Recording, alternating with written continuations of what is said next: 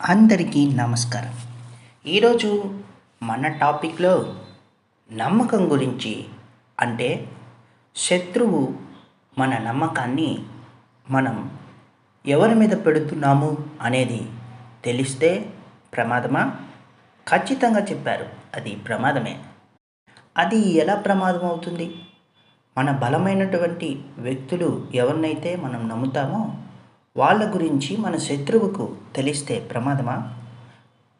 ప్రమాదమే అని చెప్పాలి. ఎలాగంటే, మనం ఎవరినైతే నమ్ముతున్నామో ఆ నమ్మకమైనటువంటి వ్యక్తుల పట్ల మనం వ్యవహరించేటువంటి తీరు అనేది మన శత్రువుకు తెలిసినప్పుడు ఏమవుతుంది అంటే, మనం నమ్మే వ్యక్తులనే మనకి శత్రువులుగా చేసే అవకాశం ఒక మార్గం.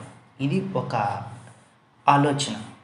ఇంకొక ఆలోచన శత్రువుకి ఏం కలగవచ్చు అంటే, మనం నమ్మే వ్యక్తులు మనల్ని ముంచుతున్నారు, లేకపోతే మనల్ని నాశనం చేస్తున్నారనేటువంటి నమ్మకాన్ని కలిగించేటువంటి పరిస్థితులు కూడా మన శత్రువు మన చుట్టూ కలిగించవచ్చు. అందుకే మనం ఎవరినైతే నమ్ముతున్నామో వాళ్ళ గురించి, మన నమ్మకమైనటువంటి వ్యక్తులు మన బలం కాబట్టి ఆ బలమైనటువంటి వ్యక్తులు గురించి మన శత్రువుకి తెలియకూడదు. ఎవరైతే ఈ సూత్రాన్ని పాటిస్తారో వాళ్ళు చాలా బలవంతులు. అయితే ఈ సూత్రాన్ని పాటించాలి అంటే మనకి మన శత్రువు ఎవరో తెలియాలి. అసలైన చిక్కు సమస్య ఇక్కడే వస్తుంది. ప్రతి ఒక్కరికి వాళ్ళ శత్రువు ఎవరో వాళ్ళకు తెలియకపోవటమే ఈ సూత్రాన్ని పాటించకపోవటంలో ఉన్నటువంటి ప్రధాన లోపం. మనం అనుకుంటాం మన పక్కనే ఉంటారు, మనతో సన్నిహితంగా ఉంటారు, కానీ చివరి సీన్కి వచ్చేసరికి వాళ్ళే మన శత్రువులుగా కనపడతారు. అప్పుడు ఏమి చేయలేం.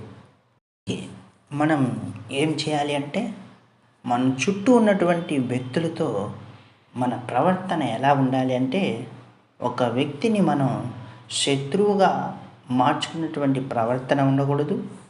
ఇంకొకటి, మన వ్యక్తిత్వంతో లేకపోతే మన ప్రవర్తనతో ఇంకొకరిని ఇతరులు వాళ్ళు మనకు మిత్రులుగా ఉన్నారు అనేటువంటి విషయం కూడా తెలియనటువంటి ప్రవర్తనని మనం ప్రవర్తించాలి. దాన్నే ఒక విధంగా చెప్పాలంటే మధ్య మార్గమైనటువంటి ప్రవర్తన. సింపుల్గా చెప్పాలంటే ప్రతి ఒక్కరితో న్యూట్రల్గా ఉండటం, తటస్థంగా ఉండటం. ఇటు పాజిటివ్గా కాకుండా ఇటు నెగిటివ్గా కాకుండా ఏమీ లేనట్లుగా ఉండటం.